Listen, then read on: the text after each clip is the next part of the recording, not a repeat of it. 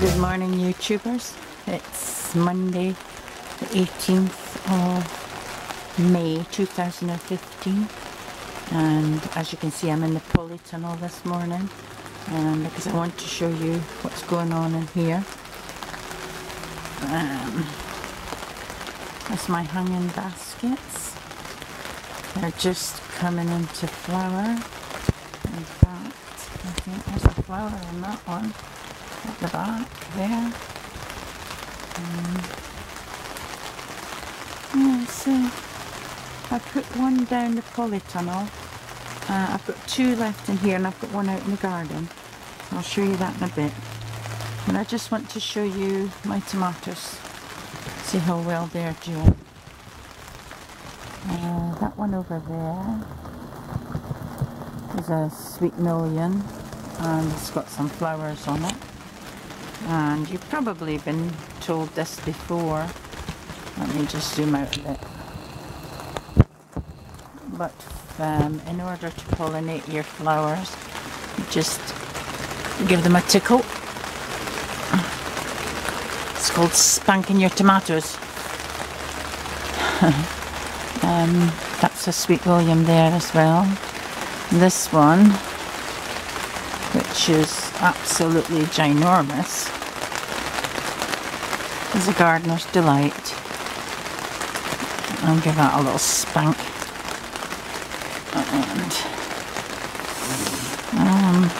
And these are all gardener's delight here. Three. There's three gardener's delight there. And these ones are a money maker. Three of those. The money maker's just starting to get tomatoes on, but they're all looking healthy. Sorry about the wobbly camera. And then the two here, well, there's actually four here. There's these four. That one, that one, that one, and that one are all Fairline F1 and F1 variety. And look what's hiding on the polytunnel there. Mr. Slug, out you go. Sorry about that. And then over the other side I have the sun gold, two sun gold. One's slightly bigger than the other because I planted them at different stages. Flowers a little tickle. It's got some more flower heads, so it's on its, and then it's on its third truss because there's some there. And these ones I see a truss on that one.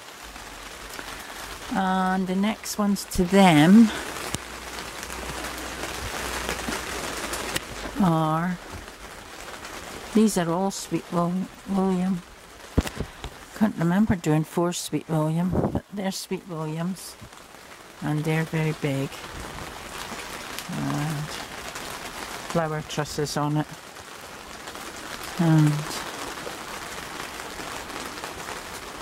And then we have the bush tomatoes, which don't go tall, but they do grow. They produce all their tomatoes in one go. And the two varieties I have are the experimental ones, which are the Totem F1s, seed saved from last year, and the mini bells, which are tiny cherry tomatoes. But I mean, they're all doing okay. I see some flower trusses starting. I think at the top of that one there's a flower truss starting, if I'm not mistaken. Sorry about the camera work. It can't cope with it. I'm overworking it. I've got some peppers there. There's one. There's peppers there with a red pepper on it. And up here There's peppers there, and sorry if I bring this round. There's some jalapeno peppers there at the back. Can't see it very well for this hanging basket, but more peppers there, more peppers there, more peppers there. And varieties. Not real sure of the varieties. That's a Californian Wonder, that one. That's a lantern there. And this one is a hot cayenne. Cayenne.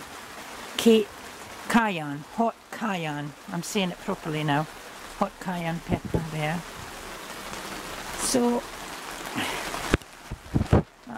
that's the polytunnel. You can hear the rain. Ooh, it is really raining today. But I've got so much to do on the allotment, I'm hoping that it goes off. It was 41 degrees in this tunnel yesterday, and it dropped to 7 degrees. So I'll just switch off now and I'll let you see in there. Right then, we're in the other polytunnel. We got some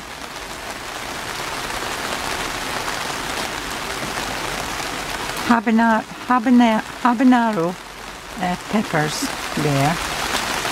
I've got some cut-ins from the Sun Gold F1 there and there. Started off this hanging basket. There's some more peppers down there. I think I'm not going to do anything with them. I've got enough peppers. On the floor there. There is an Anaheim pepper, and that one's a jalapeno, and I think that one there, if I can get the label, is another Anaheim. That's a hot cayenne pepper, a sweet patio red, and this one here is another Anaheim, and if I spin round slowly, those are my grapevines. They're doing alright. That one there's not doing too well, but that one's okay. And then down the back I've got some, all of these down the back were just cuttings off of the aloe vera plant. They're alright. Some of them will die, some of them will make it. Sorry. And then that one's my melon, which I don't see any flowers on it yet. And I think it's a bit too cold for it actually. It really needs to be very, very warm. A couple of cucumbers here. I've got one going there. It's been pollinated, so growing away. And then kicking my watering can over. I've got some African marigolds growing away there because I planted some more. Another Anaheim pepper. Some more peppers in the back, but I don't know if I'll use them or not. I think this is cabbage plants here, but I'm not using them, so I should really give them away. And down here I've got some lamb's lettuce and some tom thumb lettuce. Some of those little you know, the Atlas tomato, carrots, and some Webb's Wonderful lettuce. And down there I've got some more celery. I have to decide whether I'm putting that out or not. And then down in that one there, which I need to leave them a wee while and then sort of pot them up. That's Livingston daisies. So that's all I've got going in this. Oh, there's my other. There's another pepper there. Sweet red pepper. It's got some flowers starting on it. And this is my other grapevine. And this weird looking tomato, I just left it. I knew it was deformed, so I just left it to grow. It's totally deformed. Totally. And I think, let me just have a look. What does that say? Honeydew. That's another melon there at the back, but I haven't done anything with it. And a couple of other cucumbers here which have flowers on them. But I don't need that. I don't need it, you know. So that's all in the polytunnel now. Most of the things are out in the allotment. And I'll just, even although it's raining, I can put the camera underneath this waterproof jacket I've got. So I'll just show you my strawberries outside in the garden. There we are. These are the strawberries. Cambridge favourites. They're just full of flowers. Don't know if you can see the flowers, but they are full of flowers. Oh, the camera's getting a bit wet. Full of flowers. Well, the bird box that we put up, we never did get any birds nesting in it. I think it was because it was a bit exposed. So we're going to move it to the yucca tree, which is more hidden a bit from predators, so I think they might use that next year. Now in the next clip you will see an idea for a wood burning outdoor thingy. Outdoor. It's not actually a stove, but it's for burning wood on your allotment. And that will be in the next clip, so bear with me. Well, that works a treat. So if you've got an old washing machine or tumble dryer, you can make it into a fire pit just by taking out the barrel. Lovely and warm.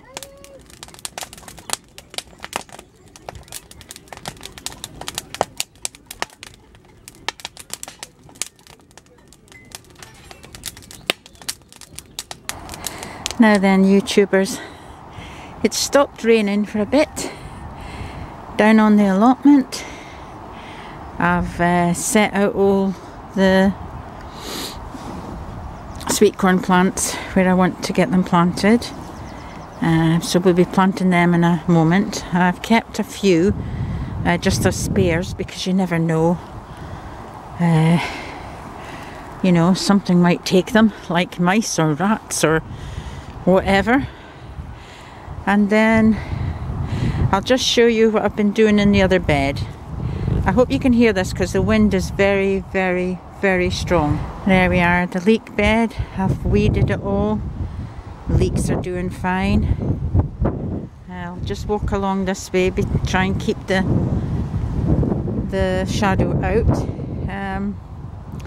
The Swiss chard and the perpetual spinach is doing fine, just weeded that.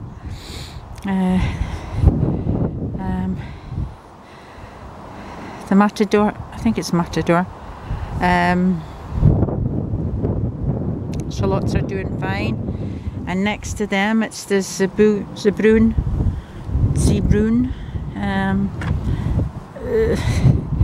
shallots, and as you can see, they're a little bit smaller than the matador ones, but yeah, they're flying away now.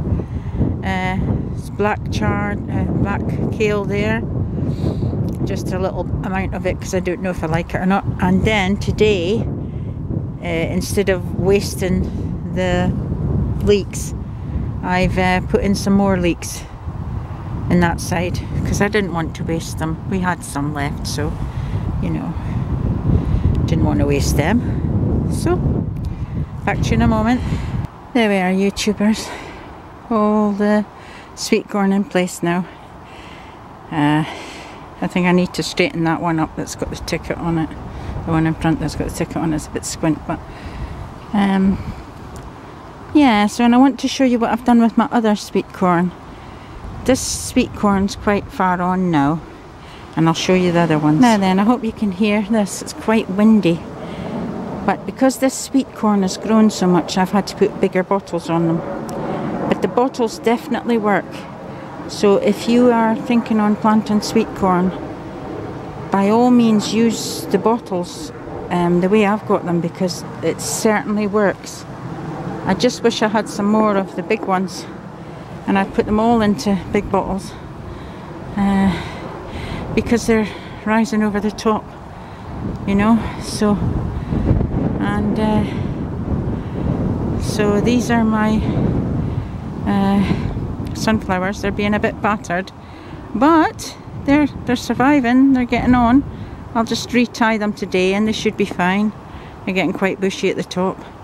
I'm just waiting for my husband coming back. He's fetching my son Michael from work, and I'm just here on my own, just getting on with a few things. So potatoes, everything's doing fine. I've just planted some cosmos right the way along here. They're only tiny at the moment, but they grow very tall. Very tall. Cosmos, pink and white ones. Very majestic flowers, they're really nice. And I'll just show you the rest of the flower bed as it's looking just now. We're getting some colour coming into it. Yeah, it's alright. So I'll get back to you in a moment. I just planted some Cape daisies in there as well. Well, I hope you can hear me because it's very windy at this precise moment. But I wanted to tell you something about the garlic. I've heard from a very reliable source that garlic is ready to pick when 40% of it is brown and yellow leaves, and the other 60% is obviously still green, and that's the best time to pick them. And I tried one, and it's the correct shape, but it's not big enough. So I think my ones are not quite there. They got a bit of growing to do. Who knows what's underneath the ground? They weren't. They were just shop bought garlic. And I'll be happy with anything that I get from it.